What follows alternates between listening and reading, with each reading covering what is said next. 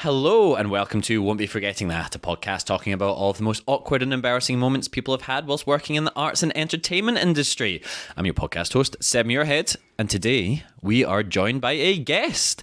They are a burlesque artist, an actor, an MC, Adelaide Everheart. Hello there. Thank you so much for coming on the show. Adelaide, Adele, what would you like me to call you? Either or. I come from a theatre background, but I work in burlesque, so I have a stage name. It often feels weird being referred to as my stage name. Really? Because of the theatre thing, like it's a character. Yeah. Yes. So that's why I chose Adelaide, because it's very similar to my real name. Yeah, nice. That's confusing. Ade, and then we can just stop it. Yeah. At that. Yeah. Beautiful. Cool. So my apologies if I keep switching between the two, because my brain doesn't work so well. That's too fine. many years and stunts, and it stopped working quite as well now. I do usually like to start the show with a compliment. How are you with receiving compliments? Great. Oh, really? Yeah. Perfect. There's one of two ways it usually goes. People are horribly uncomfortable, which I don't want them to be, or they actually can receive it like a proper grown-up and know how to deal with their emotions. I am the former. I don't know how to deal with them. I will deflect, but that's great. I've unfortunately never seen you perform live, but you just released some photos which are fucking amazing.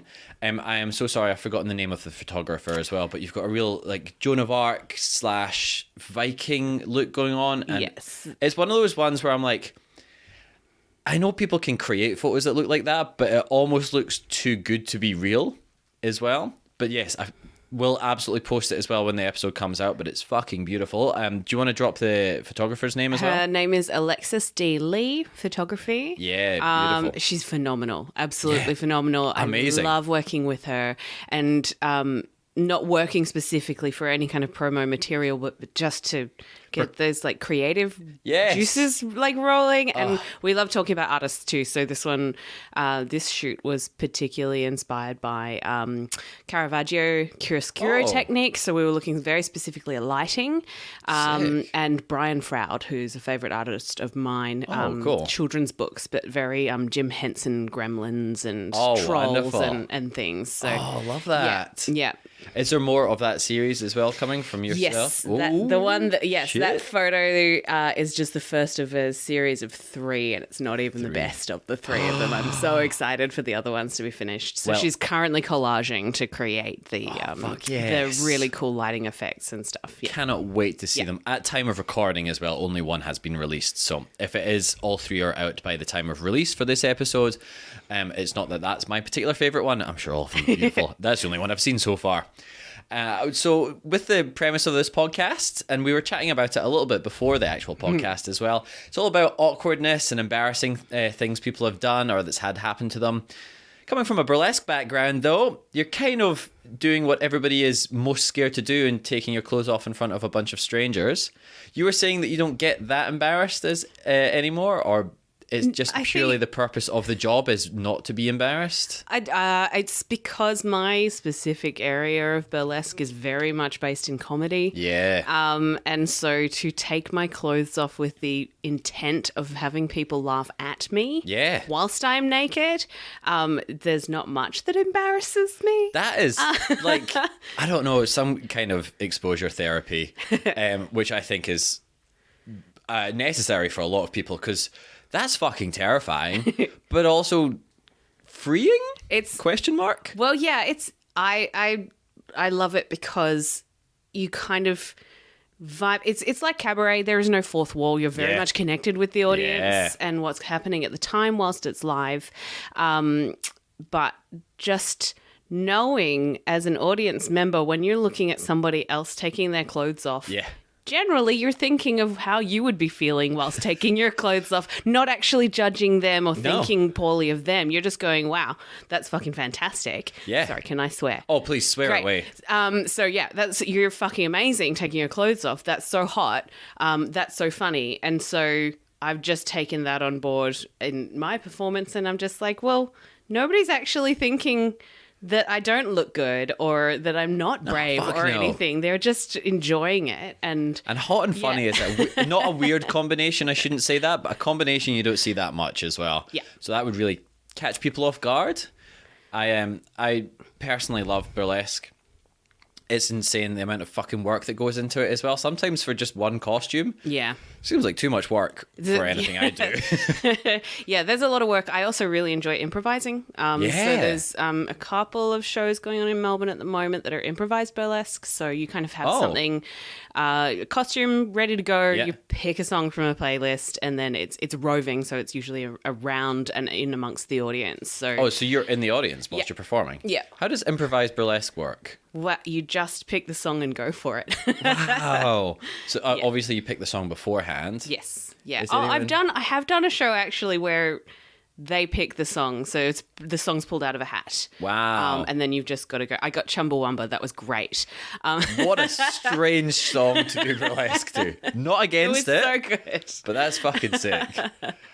But the improvised stuff, and we can edit this out. Do you come in with any ideas that you're wanting to do with it as well? Yeah, definitely. Yeah, that's improv with everyone, isn't it? Yeah. Unless it is the Chumbawamba style stuff where you're just thrown in the deep end. Yeah. Also, roving burlesque seems like, and not in a negative way, but it seems like it'd be more awkward or embarrassing for the audience members. I know, having been on both sides of taking my clothes off and then seeing people take their clothes off, I always feel more awkward watching someone else undress because I'm like, oh God, I don't know where to look. Am I meant to be like applauding, or does that come across as creepy? Whereas, and well, that's the thing, is that as the performer, you also have to be very intentional and careful with the audience. Consent is very much a thing. Absolutely. And I think that you've got to have this sense of invitation to make people like feel that they do have permission to look at you whilst you're doing it. How many people either make adamant eye contact or are just staring at the ground?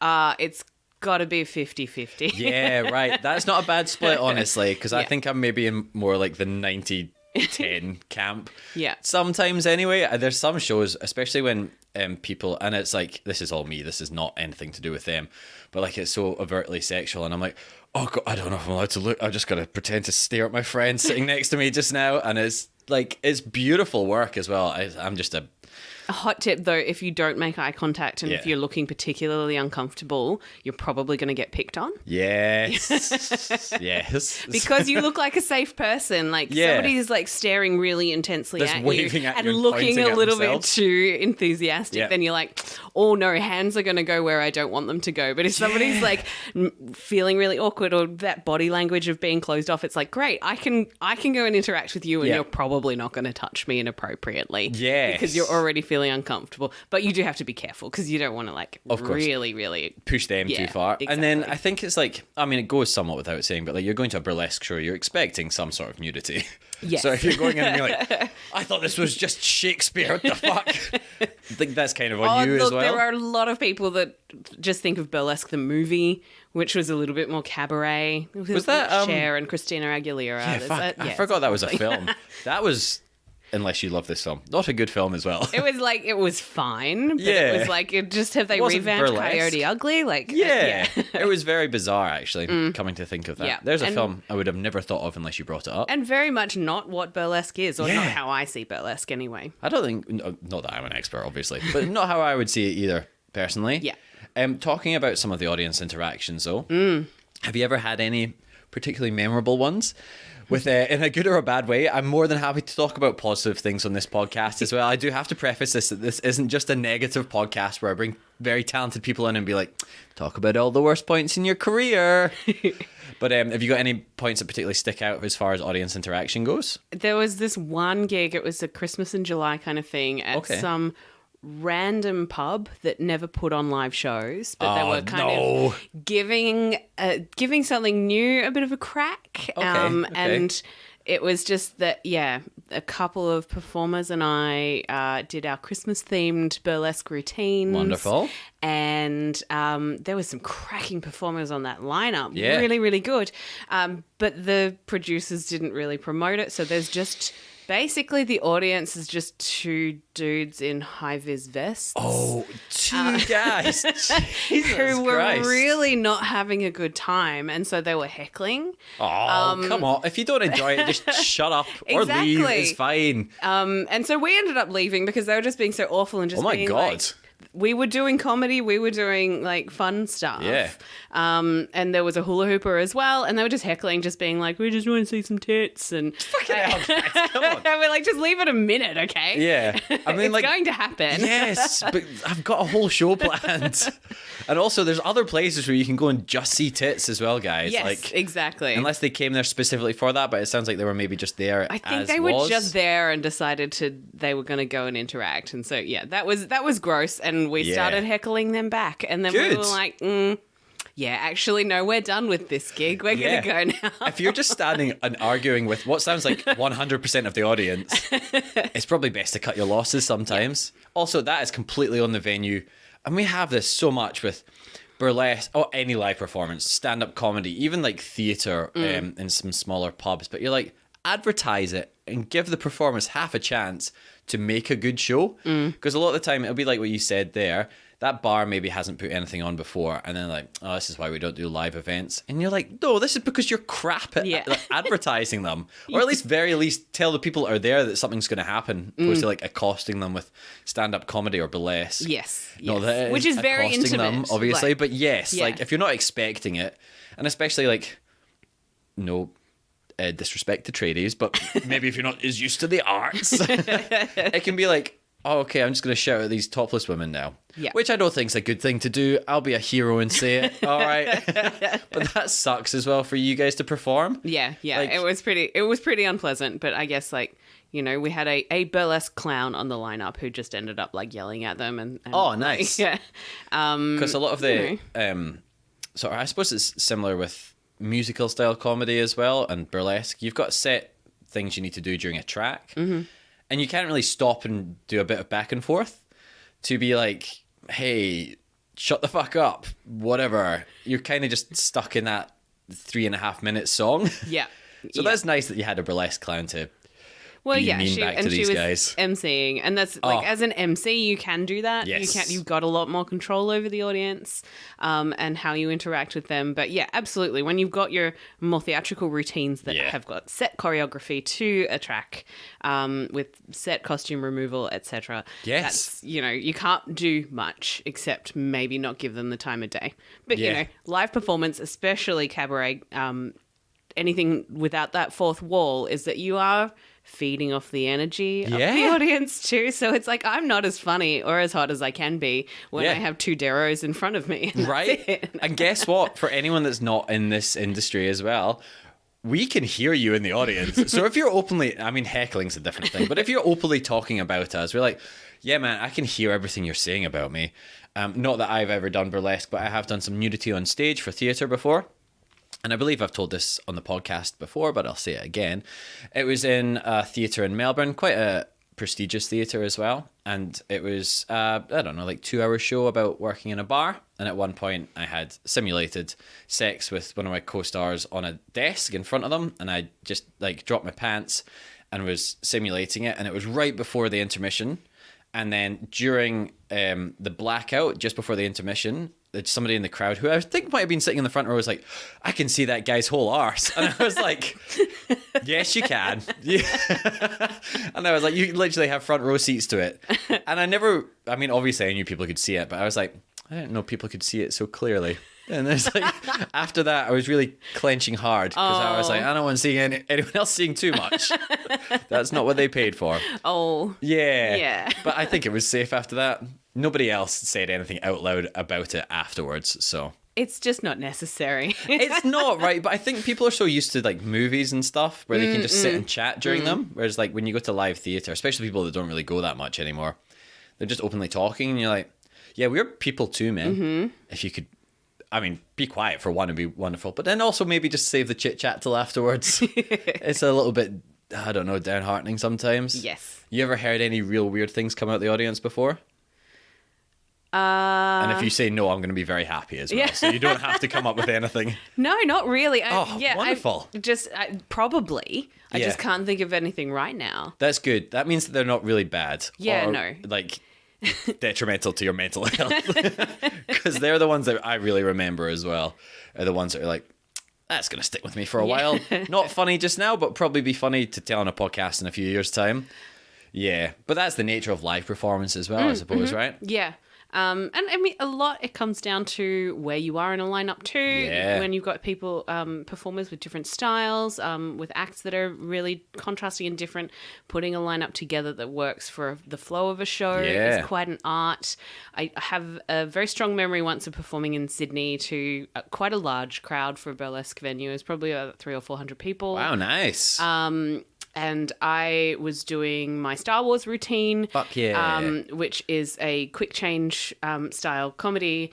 And I was put on at the end of the first act just before intermission. But before me were 4 acts in a row that were very, very dark, dramatic, not like no punchlines, no gags. It was just all serious and sexy. Yeah. And I think the crowd was just losing it. Yeah. Like they were just drifting off. And then I came out dressed as Darth Vader. Of course. Yeah. Which is very dark and moody as well. And then, you know, my track has some Michael Jackson. It's got some disco dancing. It's got some very silly, weird stuff. A little more upbeat. And they just like raised the roof. And I was, fuck yeah. They went wild. And I don't think it was because I was any better than the other performers. Yeah. It was just that the audience were really bored by that stage of seeing the same kind of dark stuff over and over again. It's tough. Scheduling stuff's tough, and then right? they're just like, yes, this chick's got Yoda on her tits. Like, yeah. Oh, fuck yeah. I mean, I'm sure if they didn't have all that beforehand as well, people would be happy with that, right? Oh, Anyone yeah, should be everybody loves happy the with- Star Wars routine. I've been doing it for over 10 years. It's barely changed. Yeah, no, fuck yeah. And like, I think that and this isn't a disrespectful thing coming from me as well, but like the nerd core stuff is such a massive hit in almost any of the arts, but in burlesque, is it actually? I should be asking that. Nerdlesque. Nerdlesque, is it? Is that what it's actually called? Yes. Oh, fuck yes. Yes, Nerdlesque. There's a whole Nerdlesque competition in New York. Oh, no way. Because I know there's a few specific, like there was the Game of Thrones burlesque show, which did quite well, and then the Star Wars one, which is massive. Star Wars one is huge. Yeah. The Empire Strikes Back. That's it, Yeah. yes. So I was like, that makes sense. Yes. Nerdy people want to go and see that stuff too. 100%. And if anything, they're going to be more receptive to it because you're like, well, I'm not getting this from anywhere else. And like, Star Wars is sexy, right? Star Wars is very sexy. Yeah, you got Princess Leia as a slave. Yes. Yoda. Yoda and Chewbacca, like Chewbacca, yeah. We love a hairy chest. Exactly, right? And everything else to go Yes. with it as well. So yeah, that would make sense that that's so exciting. Yes. Do you have to make a lot of that stuff yourself too? Yes, a little bit. So God, that sounds tiring. Yes. Yes. I used to have a beautiful friend who lived in Melbourne, who now lives in Edinburgh, who was a corset maker. Oh, wow. And so she would help me a lot with costumes kind of back in the early days. Yeah. And I don't really have her help so much anymore, which is very sad. Yes. So it's sort of a lot of adapting, finding bits and pieces, and then, you know, just trimming or bedazzling them, putting rhinestones all over Kit them. bashing, is that a term that's used in the burlesque world, or is that more in the cosplay world? I think that's a bit more cosplay, but I okay. guess there's a little with nerdlesque, there's a little bit of a bleed over between cosplay true. and nerdlesque. Yeah. I'm not great with costumes. I do character stuff. Nice. That's where my base comes from in acting. Yeah, that's good. But yeah. Acting requires a lot less actual stuff to be carried around. I mean, emotional stuff, you're carrying that stuff around all the time, but physical things that you're holding, a lot less, which is nice. Yes. Yeah. Have you ever, and then I've had this from a couple of previous guests and friends of the show, lost or destroyed parts of costumes that have really just been soul crushing? And again, I'm sorry for bringing up all these past wounds. We'll move on to the funny stories after. As I was asking that, I was like, this is a very sad thing to ask, but I know that that's such a big part of a lot of the acts as well, and like they're bespoke, like you make them yourself. Well, this particular one was not very bespoke. It was a $20 Princess Leia wig. It's fine. Was it the buns? Yeah, the Yes. buns. And they're the Classic. one piece in that routine that I really fling very hard. Oh. But it was I lost it at a venue once, and it was just one of those times where you go to every party store in Melbourne and they just don't have the wig. Because if it's $20, you're like, yeah, that's fine. Yeah, no but worries. Actually finding them. Exactly. Yeah. So then I ordered one online because Yep. I was like, all right, I get booked for this routine quite regularly. I need to have a backup. I bought a long brown wig and I tried to style it myself into. Jesus. And it was absolutely that? disastrous. Yes. Terrible. I mean, I like the fact that it's so shit. Yeah, It kind okay. of works in the routine itself. Nice. Like, I kind of like that it's very shitty costume store. So do you still have that wig then? Yes, that's my backup, just in Oh, case. okay. So, case but the other I one ordered a new disappears. one online. Turns out I didn't read that it was child-sized. I thought, so I opened that at a new gig to find that it would only fit on my fist instead of on my head. It's fine. Sock puppet Princess Leia. What am I saying? That's fine, yeah. That's also another big thing as well, is checking stuff before you go to gigs a lot of the time with new goodness, things. yes. Yeah. Yes. Do you know where the first iteration of the wig went? Did it go into the crowd? Did it just disappear in the haze of clothes flying off? It was a raised stage with curtains that dropped down behind, and it slipped down behind the curtains. So Just gone forever into the pit. gone forever until the venue owner actually moved premises and was like, oh, by the way, I found a Princess Leia wig under the stage. With like some mice nesting in it or Probably, something. yeah.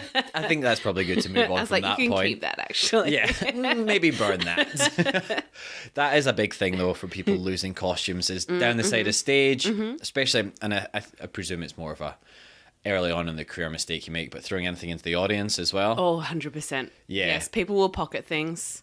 And look, before I really started understanding it, I was like, sick, free clothes. So I'm like, oh no, this is really expensive and probably not for me. 3 hours rhinestoning that. Yeah, or like, oh no, this is just a cool cowboy hat for me now. Yeah. Yeah. Or really drunk people are really like, no, I don't have it. And I'm like, I just saw Yeah. you put it in your bag. But please. also, burlesque artists don't wash their costumes, so you don't want to keep that shit. Well, it depends who takes it, I'll be honest with you, Adele. I'm sure there's some people that would want it, and I'm sure there's some people that would pay very good money for it. But yes, I don't know how you can wash those costumes, hey? Yeah, just a bit of alcohol. Alcohol, is it? Yeah. Yeah. Or Febreze if it gets really Febreze, yeah.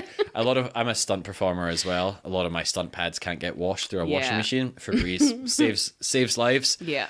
But also, it's the Evergo walkabout or Lost on Set. I'm like, I really hope no one else picked this up because they are Not my own brand of great. disgusting. Yeah. So we'll move into some of any of the prepared stories. I know you said before the podcast you don't have anything massive, which is totally understandable because of the sheer type of work that you do. Although I do have a few go-to questions for people. I was wondering, since you do have an acting background as well, I have to ask about audition stories, because that seems to be where most of my embarrassment comes from. And I don't know as well what world you come from in acting, but if you do TV commercial auditions as well, they're the fucking worst. I hate them with an unbridled passion. But that's not to say I hate TV commercials. I just hate the auditions because they come through thick and fast. Like, they're like, do this really stupid thing. You're driving a car and then you get out and you do a James Bond roll over the bonnet. And I'm like, I don't have a car or anything to roll over. What do you want me to do here? Do you have much have you auditioned for many TV commercials before? No, not particularly. Lucky you. Yeah. But auditions in general then. Is there anything that really brutal. sticks out from your past? Being asked to sing Popular from Wicked Just for cruise ship. with cruise ships. Yeah, and I am an alto. Now these are terms I know, but for anyone listening that doesn't, do you maybe want to explain to us? You might not have noticed, but I have quite a low voice. And Yes. the song Popular is not for low voices. Oh, okay. Yeah. That's not Gertrude. I don't know Wicked that very well. What's her name? Galinda. Galinda, Yeah. that's it. And yours was Yeah. a G. Yes. Yes, and it is quite a high one. It is, it's quite a high one, and you can put on the voice, but it is really not the voice for me. I was, That's weird that they wouldn't ask you to sing something in your own range. they were just casting people of a certain age. It was just like a very broad, general, Like an open Yeah, casting. I had a really shit agent when I left music theatre. We all And- do, right? It's insane. But I mean, I love thinking about it now, but we all just waste so many years with agents. And look, I probably wasn't the perfect performer then. Still am now. But you're just like, oh, come on. You're like actively working against me. This is more of a detriment for me to show up to this audition than just not have an audition. Exactly. Yeah. It felt embarrassing just to like be cast or put forward for that kind of role. Like, can I ask how it went? Terribly. Yeah. I was so out of tune. It was really awful. That sucks. I'm sorry. Again, I'm sorry for making people bring up. I'm so appreciative that you do feel comfortable sharing these stories. But yeah, they fucking suck, right? Yeah. And yeah. I mean, I was always meant to, I feel my roles in music theatre are not going to be available to me until I'm in my 50s. I'm a character actor. I'm an alto. I'm quite tall for a music theatre performer. Not a great dancer. So I've just got to those fun wait. parts. Yeah, Yes. I've got to wait until I'm old enough to play the roles that I'm meant for. And my agents were like, "Yes, you can. Like, you're 19 years old. You're straight out of music theatre school, straight out of acting school. We're going to send you to like Disney, and cruise ship and stuff." And because of the age that I was, I mean, I obviously couldn't audition for any of the villains. I was 19. Because villains are always old. Exactly. And like young people are the good people. Those are the characters that I need to play. Yep. But I was up for princesses. And I'm just not a princess actor. No, that's fair enough. Yeah. And look, I think it's good to know sometimes what we're not right for as well, because I've been up for so many things where I'm like, why am I here? Honestly, I am. This is a waste of your time, waste of my time, and also doesn't make me feel great as well. I'll be honest with you. So yeah, it's nice to know, but it sucks, like especially when you're young and hungry. Yeah.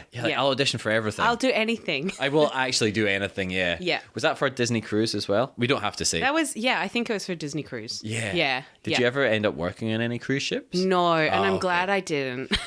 I was going to ask because I reckon that would have been a good source of some stories. But yeah, they sound like a nightmare. Yeah, but I think it was not long after that I really got into cabaret, fringe, burlesque, nice. and it was just there's so much more freedom to create your own thing in that kind of world. And I do think I really enjoy that lack of fourth wall and that really true connection with the audience, rather than a scripted, or really strongly scripted performance piece. Especially with and God, I'm enamored by music theatre. I think it's fucking amazing because I cannot do any of it. Acting, I'm all right at. I cannot dance and I cannot sing, so I'm just like, those motherfuckers doing like an 8-minute song and dance. How? And then they're just singing the entire time as well. Like anyone that can do Les Mis, I'm like, that's like 3 hours. Yeah. How the fuck are they doing that? So like that kind of stuff's so amazing to me. I suppose as well with being in the cabaret and burlesque side, have you ever been booked for any oh my God, this is one of the words that I always seem to blank on every single week. Corporate style gigs, yes. Yeah. You have been? Yeah. How have they been? Unpleasant. Yeah. Again. They're really well paid. That is it, isn't it? Nobody wants... Okay, I won't say nobody. I'm sure there's people out there that want to be the corporate person. It's like... Definitely. 2 hours of work. Yeah. Maybe once a week and you're fine. But most people don't get into it to do corporate gigs. And a lot of the time, people at corporate gigs, firstly, again, like with that pub story... Don't know that there's going to be any entertainment. And secondly, do not fucking care. If you feel comfortable, may we hear some of your wonderful corporate gig stories? There's quite often somebody who is booking for a corporate gig might be interested in burlesque but not know what it is, or not really disclose to their bosses that there is clothing removal involved. And then we'll often get, hey, we want you to do a burlesque act, but can you not take clothes off? And Adelaide, how does that work? Do you start naked and then put your clothes back on? I've done that before, but not for corporate work. Okay. Technically, you're not taking any clothes off then. It's a reverse strip. Yeah, exactly. So if anything, they should be getting happier and happier throughout it. Yeah. Yes, no, it's no G-strings, but you can have like panties or frilly panties. Can you make them bigger? Can you make them bigger? Do they have like a measuring tape for like when people go fishing? Like fish must be this big for you to keep, underwear must be this big for you to wear on stage. Yeah. That's There was one in particular that I really enjoyed. I liked doing this gig. I did it a couple of times for it was for a local council. Oh, wow. And the person that booked me a couple of times was super, super lovely and really loved every time I did it. And there was this birthday party for the council. And For the council. Oh. and then they had me do a balloon pop. I don't love balloon pops. Like when you're wearing balloons? Yeah, when Okay. the burlesque artists come out Yeah. and they're covered in balloons and you like have a little needle and you pop them one at a time in time Yeah. to the music to reveal more and more. Yep. I did that and I made the mistake of handing the pin to somebody in the audience. No. Who just like came at me really fast, like trying to attack me, and I was like, "Okay, no, I'm going to take that off you now. Yeah. You've lost your You lost pin your rights." privileges, yes, to stab me. Well, again, you shouldn't be stabbing artists, yeah. Yeah, and then they were like, "Oh, we want you to do an act where you jump out of a cake." So they had this big prop, like They built the cake? I don't know where it came from, but they had this massive cake prop Okay. that they wheeled me in, and but I'd never seen it until I got to the venue on the day. Again, and I'd terrifying. never got the opportunity to kind of rehearse with it. So this was very much an improvised. I have to climb into this cake in costume. Yeah. Be wheeled on heaven knows where because Yeah. I was inside a box on wheels and Oh, people were God. wheeling me in and I couldn't really hear the music, so I'm like, I guess I'll just go. And so, Yep. yeah, climbing out of this big prop in heels and a corset. And, Oh, of course, yeah. Like, I presume. so I just had to not the lean on easiest thing. clowning, and Yeah. I actually decided that I was just going to do a clown act. So I put on a like one of the little red red nose? clown nose, and I Aw. had a little rubber chicken that I, stuck my foot out of the top of the cake for the first reveal, and awesome. But yeah, falling over inside and throwing the rubber chicken out, and just being like, I don't know what's going on. But Was we're the gonna roll cake with it. stable? No, not No, at all. of course it wasn't. I guarantee it would have been a leftover prop from something like a Yeah. stage production that they'd helped with like 10 years ago. And Yeah, we or got they this probably cake. had children's gymnastic, you know what? I don't know. I just fit inside. Yep. Was made for an adult. That's good. Well, no, that is good. Yeah, but like, yeah, but it was just very awkward and weird, and like, okay, I'll roll with it. I'm a professional. I'm very happy to hear you never got injured because that sounds like a fucking nightmare. Also, weird that the council's so haphazard on their health and safety when usually Very they're the much, ones that are like, no, you must be safe all the time. Somebody in the audience trying to stab you and then falling out of a fairly shoddily made cake by the sounds of things. Did it go over well with the audience though? Like, were the audience receptive to the burlesque acts? some people were. It was all standing, which was Yep. odd too. So Yeah, never only the ideal. people in the front row could see what was going on. Of course, yeah. But they seemed to enjoy it, and I think everybody else was just getting kind of pissed in the background and chatting Free anyway. canapes So I and was drinks. like, it's fine. If people aren't watching me, then I feel like the stakes are lower. Yeah, and I'm still getting paid either way. Exactly. Really well. Yes. And that's the thing with corporate gigs. You're like, no matter how bad this goes, I'm still going to still get getting paid. paid. Yeah. Whereas some free gigs that you do, or very low paid gigs, you're like, this is awful. And I've made $10. Yes. If anything, I might have lost money on this from making costumes and driving to the venue. Exactly. Yeah. So any more corporate gigs listening, book us. I'll happily come along and Be professional. I don't have anything. Be professional is actually probably what I should have started that with, but too late now. Pay me, you don't have to be professional with me. I'll take anything that Adelaide doesn't want. I'm not a burlesque artist, but I can fall out of a cake. Yes. Yeah. I don't know if I'd fit as well as you did into it, but I'm happy to burst out of it like the Hulk.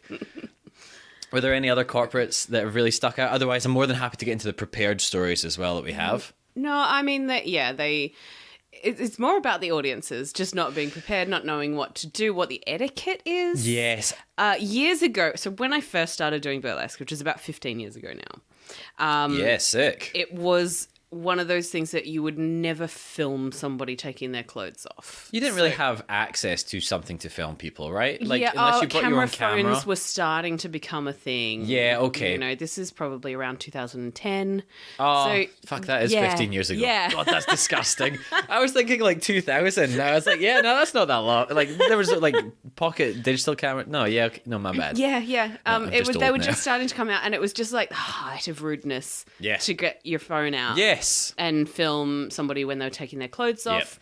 That's why we have stage names to kind of protect our identities. Yeah, for sure, hey? When we are getting naked, and so it's very different now. It feels very weird, and I feel very old. Yeah, me too.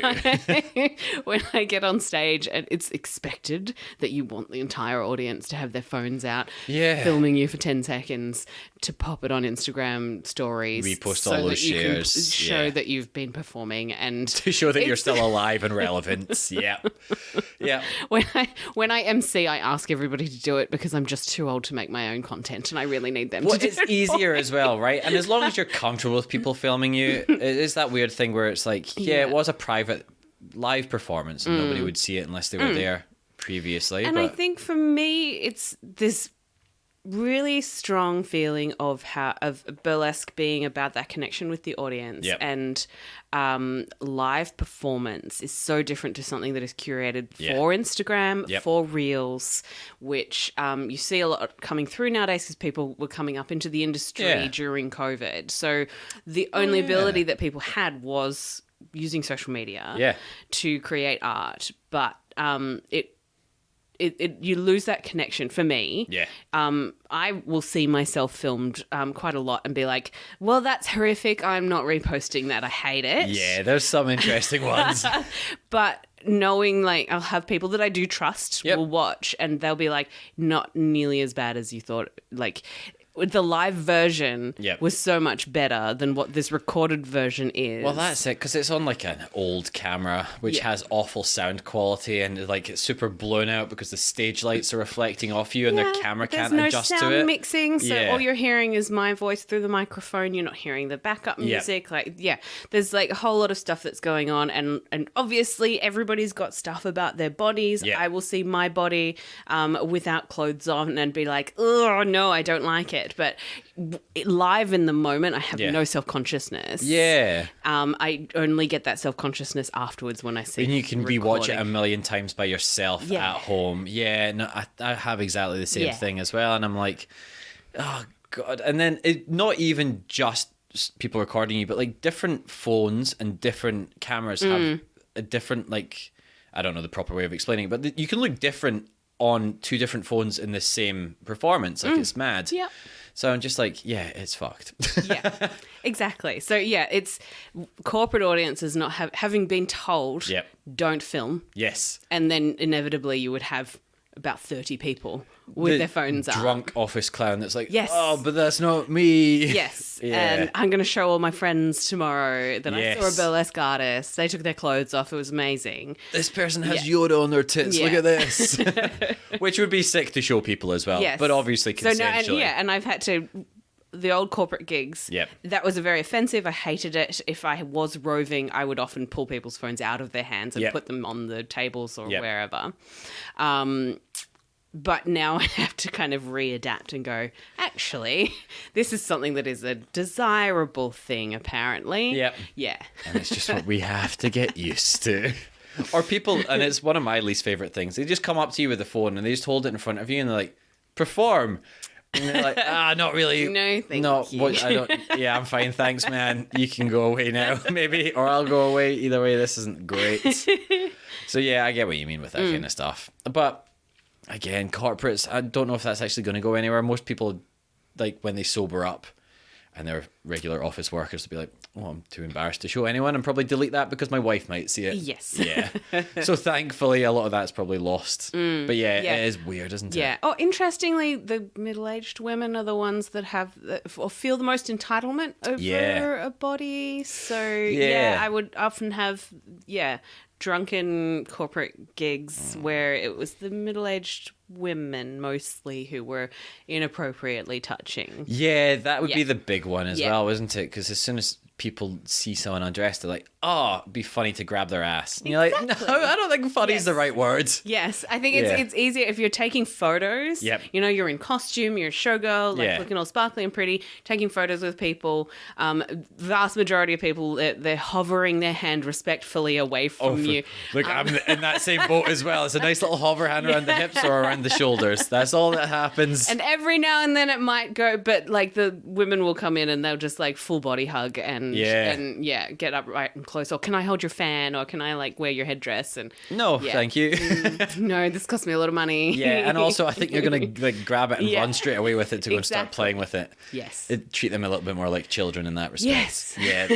Again, less fun. Did we have any of our prearranged stories that we wanted to get into now as well?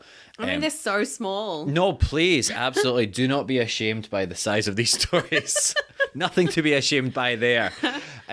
Absolutely fine if you don't want to tell them as well. But I would love to hear them. If you do have any particular order that you want to tell them in as well, whether it's sequentially or if we do have any super salacious ones, I always ask them to be left till the end. But any way that you'd like to tell them. Oh, yeah, I was racking my brains to think of something that might be worthwhile. But yeah, I guess the only really embarrassing moment was choosing the wrong costume to do a veil poi act with. What's a veil poi? So it's like poi. Yep. But with about a 1 meter silk veil. Shit. Attached to it. And wow. I'm not a circus performer. But they make it look so easy. But and the veils make it look quite pretty because you really slow it down. Yep. So they were supposed to kind of look like, fire twirling, but in a safe way. Without the fire. Without the actual fire. And for anyone that doesn't know as well, poi are... it's like a tennis ball on the end of a chain. Essentially, yeah. I think they're a traditional Polynesian instrument. I'm sorry, this is probably me absolutely fucking butchering. But yeah, like you said, a ball in the end of a piece of string. Yeah, and you twirl it really around. You usually got one in each hand. Fantastic for smacking yourself in the face or in the crotch with. Which is what happened. Oh, I'm so sorry. I jumped the gun. Just as well it wasn't on fire as well. Yes, exactly. Was it any fault of your own? Did you say poor costume choice? Yes. So this is an act that happened in 2 parts. Oh. Of me just not doing a very good job of my job. We've all been there. Where I'd been rehearsing in a very big open space with these very, very long veils. Did you say a meter? Yeah, about 1 meter long. That's each side. Long so they're veil. very, very long. And I'd been rehearsing in a very large space and failed to take into consideration the proscenium arch on the stage that I was performing on. Okay, so we've got some overhead... and the disco disasters. ball that was hanging down as well. Did you get the disco ball? I did, and it bounced. But the disco ball just kind of like swung around a little bit. Oh, thank God! But I did also hit the top of the proscenium arch, and the tennis ball on the end of my poi just bounced back straight into my forehead. Sorry, I mean I don't mean to laugh, but I do. Obviously, it's very funny. Was it part of like you were saying you lean more into the comedy style of burlesque? Or was it a but very not that serious routine. Act? Yeah, it's always that way, isn't it? That was, I eventually adapted that routine to become a comedy act, but the first iteration of it was very serious. Self-serious? Yeah, nice. Was it a noticeable smack in the face? It was. Did it make a really loud noise? Yes. Yeah. Sorry, I don't mean to laugh. It is very funny, and I don't want to laugh at people getting hurt. I've definitely hit an audience member in the face with that poi in the past, but I feel like that's their fault because there was a runway stage and I was doing it on the runway, and by this point I was much better at adapting. And they had been told to step back and somebody decided to step forward, so they got a smack in the face. They were in the line of fire. They were. And so this is any heads up for anyone going to see Adelaide as well. Do what she says, otherwise she will smack you in the face with a prop. But that's I would feel bad if it was just a rogue poi that hit someone, but if they'd been told to get back, that's on them. Yes, absolutely. They were told to not step past a certain line. That was a different time. But this other time when I had already hit myself in the face with the tennis ball. Oh, there's more. Yes. Oh, wonderful. Sorry, again, I don't know why I'm delighting in this so much, but it is very fun. Where I was wearing these really enormous earrings. Okay. Very, very big earrings that were kind of like this whole spiral of metal. Ooh, okay. And at one point mid-routine, the silk just caught on one of my earrings and I had to fully stop and put my props down and just be like, sorry everyone, I just need to deal with this, and remove my earring. Jesus. To then continue with the routine because it was proper stuck. Just as well, I mean, firstly you noticed, but didn't just try It was hard not to notice. Yeah, okay, fair enough. But some people would panic in that. And as well, I think probably with younger performers or fresher performers, I should say, it would just be like, oh, just go and then tear off part of your earlobe. So that was lucky that none of that happened. There's very much a show must go on type feeling, but I think when injury is potentially involved, the audience is going to be on board. When body parts can go flying, stop it. Yes. It's very hard to bring people back after that, but I would rather have an earlobe than... I think the audience was really on board though. Like, were they? it was just an understanding crowd, and they were just like, I got to cheer. Yes. Because I had successfully removed my earring. Because they were all too scared in case you smacked them in the face with a potty. You better cheer. But that's like, is not the worst thing to happen as well. But with when not problems, but like accidents keep happening in one single performance, it's hard to get back into a good mind space after that. Oh, definitely. Did the performance end well? No, I mean, it was fine. Yeah. It was a show that I was producing, so there was a full lineup of people, and so I just took my ego out of it and was just like, you know what, I was only one in a lineup of there was some really incredible performers. We were very lucky. We had Paul Capsis on, sick. which was really exciting. Like it was a really great show, and my performance was a 3.5 minute routine in the grand scheme of things. Yeah. So I was like, you know what, it's not really a big deal. I'll do better tomorrow night. Yes. How did the next night go? So much better. Did you wear the earrings? I did not. Yes, nice. Smack anyone in the face with a poi? No, I did not. Wow. It was so much Perfect better. performance then in that case.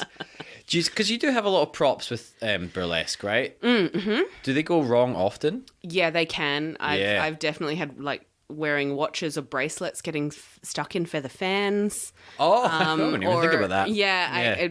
Very early days, rhinestones would be, instead of just a flat kind of like crystal that you glue on, they would be in a little metal claw that you would sew onto the costume. Oh. Those claws catch on everything. Yeah. And there's nothing quite like fishnet stockings and sequins to get caught in things. Completely tying yourself up in them. Yes. Yeah. Yes. Or even like you're wearing fishnet stockings, and if you brush past an audience member that has like something on their clothing that catches. Oh, for sure. Yeah. You just have to buy new fishnet stockings. Correct. Yeah. Or you're awkwardly being like, oh, sorry, I don't want to break your clothes, but I just need to untie myself. Yeah. That kind of stuff's always super awkward. Yes. And it's like, in the arts, we're not rich. So you're like, I don't want to have to constantly be replacing my costume or like mending it all the time, because it's cheaper than replacing it, obviously, but still a lot of time and effort that we don't often have. So it's like having to work all that kind of stuff out fucking sucks. Yes, I mean, I've just gone with the no stockings thing. Yeah. Yes. I think it's just so much easier. And cheaper. And but cheaper, yes. exactly. And I do understand people wearing stockings for a certain look if you're going to do a stocking peel, but that's different. That's a part of it. But just stockings in general. Stockings for fashion's sake. Or I think a lot of people will wear stockings underneath a G-string to make their like skin look smoother and a little bit more taut, or to not show up that cellulite. But for me, I'm very much about body positivity, and I also think that if people are judging me for cellulite or a pimple or a bruise, then I'm doing something wrong. Yeah. You know, I'm not performing well. Yeah, they should be watching out for those rogue pies. Exactly. How dare they concentrate on different parts of my body? Yeah, so if they're looking at my skin, I'm not doing my job. Yeah, also, guess what? We all have that. Yeah, Like, and I mean, I kind of like that human kind of squish of real skin texture, and rather than the leggings, they're almost the shiny dance leggings. Yeah. Yes, they are dance leggings as well, aren't they? And I can understand why people might wear them as well to keep things in place as well. But I know what you mean. Natural's better, huh? Definitely. I mean, who am I to tell people what to wear? But did you have any other ones as well? Sorry, stories, that is, that particularly come to mind? Otherwise, I'm happy to bring the podcast towards an end, unless you have assaulted any more audience members that we want to talk about. No. No? Okay. No. Yeah, I had to think about that one a little bit there. Yeah. Interesting. Not yet. Yeah. Nothing springing to mind immediately. Nice. I suppose I will ask. Finish with asking about the MC work as well, because that a lot of the time is holding the show together, but also covering for a lot of things that go wrong. Definitely. You ever really had to cover up any massive, I mean, show stops is always a big one, but anything where like people miss their cues, people sometimes haven't maybe turned up as well, and then you're like, they'll be here in 5 minutes, and they just haven't turned up. Anything that truly sticks out in that respect? Luckily, no. Yes, nothing not like yet. major. But there's definitely very recently I was hosting a show that is usually burlesque, drag, circus, dance, a bit of everything. I tend to sing when I'm hosting. Oh, fuck and, yeah. I was under the impression that the show, that the lineup was burlesque. There was going to be some stripping. Okay. But it turned out that all of the performers were singers. And it was a midnight show, and I don't think that the crowd was ready to watch a cabaret, because that's essentially what it was. Just singing? Just singing. Wow. And I have a whole lot of material that I use when I'm talking about watching people taking clothes off, and your housekeeping of if somebody flings a costume at you, just don't fling fucking it back. steal them. Give it a sniff, but I won't tell the performers, but do send it on back, because we are starving artists. We need those costumes. They don't get washed. Just hand them back. I'll be watching all of you. I've got like your go-tos, hours of material, and because nobody was going to be stripping, I was like, oh no, here's another singer. And the audience was not on board because they were expecting some nudity. Wow. Yeah. So they were. So zero stripping as well? Well, I did in the end. Yeah. Because I was like... Because they were ravenous. Were promised tits. I must deliver. They were dead silent whenever I was talking, which is very off-putting sometimes. I'm used to people being a little bit noisy. It's weird at a burlesque show. Some, like theatre especially, or musical theatre, you're like, shut up, I want silence, unless it's comedy. But then during certain live performances, like you were saying with burlesque or cabaret or anything. There's nothing creepier than somebody taking their clothes off to dead silence and maybe just some heavy breathing from the back of the room. You don't want that. Don't breathe that loud. That's not something that you want. When you're stripping, you do actually want people to be making noise, to just cheering and clapping and things. And so, yes, the audience, this show was dead silent whenever I was talking, so I'm like, I guess they're concentrating, I suppose. Yeah. But it feels very weird. Just I can barely see I can see the front row, and they're all just staring at me, and I'm like, are you the only people here? It's very strange. Yeah. And then as soon as I would introduce the next performer, they would come on, the track would start playing, and the audience just started talking amongst themselves, and I was like, no, hang on a minute. Oh gosh, I don't know where. And I was like, I actually don't know what to do. Yeah. I don't have any kind of material. I dropped some of my really terrible dad jokes. Did they work? And it was no. Oh no. They just didn't get it. There was literally somebody standing in the front row that was like, "What? Explain it to me." So I was like, do I just make it a bit and explain the joke to the person in front of me? Maybe. So I tried that. I was like, yep, okay, that was a slow burn. Yikes. Okay. And that was, it was really awkward and weird, just because even the producer was like, I was expecting this person to sing and strip. And they didn't. Okay. They just sang. And so there was a drag performer and a singer and myself, and I had songs, and I was like, wow, okay. I guess I'll just talk about it being a cabaret show. Guess what, guys? Surprise. It's changed. It's not ideal for a midnight show. Midnight. And so at the end, I was like, you know what? Have we seen enough nudity for the night? And the crowd was like, no. So I was like, all right. So Here we go. Took my clothes off and then did my song to close the show. And they got very on board. So I was wonderful. like, okay, they were just waiting for nudity. Yeah. Yeah. And look, sometimes that's all it takes. Were you expecting to take your clothes off during the MC spot? I did have pasties on. Oh, okay, cool. Just in case. That's a tip for anybody listening. Make sure you wear pasties to every performance. It doesn't matter what you're doing. If you're performing MTC, if you're performing circus, if you're performing, an MC spot at what sounds like a Broadway Unplugged session. Always wear nipple pasties just in case. Yeah. But I'm glad that the audience got what they finally came for. At about 2 a.m. Yeah. Yeah. Doc, that's a long show It's as well. a really long show. Wow. There's a really long break between acts. Oh, was there? Okay. So, it's deeply weird for me. I'm quite old. I had to have a Red Bull at 10 o'clock at night. It was very strange. Yeah, I want to be in bed by 10 o'clock at night, I'll be honest with you. I've got to work on a show in a couple of nights' time, and it wraps at 10:30, and I'm like, oh boy, that's going to be a rough one. And that's not even a late night as well, but I feel for you. That's brutal. Yeah, so. It's a brutal show. I mean, it's lovely when it works. Oh, I just meant timing-wise. It's so late. That's too late. It's so late. But also weird as well that, like, such a late show as well, which presumably was advertised as burlesque, was it? Yeah. Was completely skin-free. I feel that the producer was maybe misled by a performer that they had never booked before. Oh, okay. Just the assumption rather than double-checking. Yeah. Oh, well. Never mind. Lessons for next time. Exactly. And always wear nipple pasties just in case. Always wear pasties just in case. Yes. You need to entertain the audience by taking your clothes off. Exactly, right? And you know what? I'm sure they were appreciative as well. Yes. Yeah. They got it 2 hours later. They got another song and finally a bit of skin. Exactly. Yeah. Well, thank you so much for coming on the show, Adelaide. Where can people find you? Do you have anything coming up as well? No. No. Well, you say that a little bit sadder, maybe?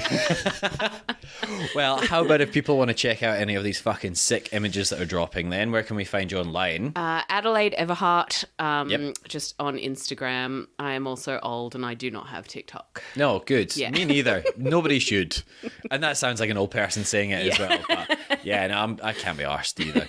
This will be in the show notes as well where we can find you. Do you have any Disney cruises booked coming up at all? One day hoping to get Maleficent, but still waiting for that audition to come about. Yeah. Well, if Disney is listening, which I presume they are as well, obviously. They've already made a live action Maleficent. Yes. Haven't they? Yeah. All right. Remaking a live action Maleficent. The Disney cruise ship version. Oh, yes. Perfect. Yeah. Give Adelaide a call. I'll happily play anything as well.